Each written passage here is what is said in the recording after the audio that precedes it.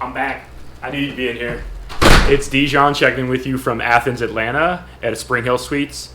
And unfortunately, no, I didn't get an upgrade.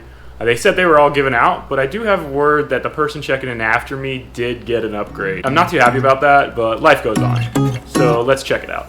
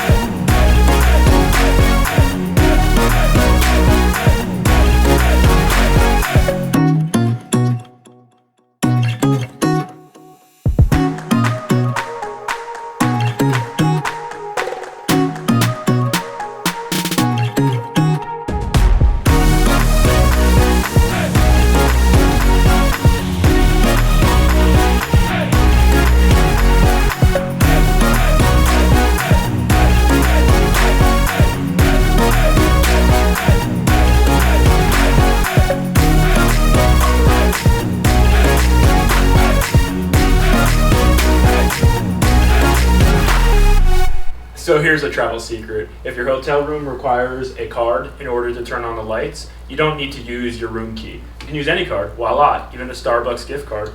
Insert like so, and you're able to turn on more lights.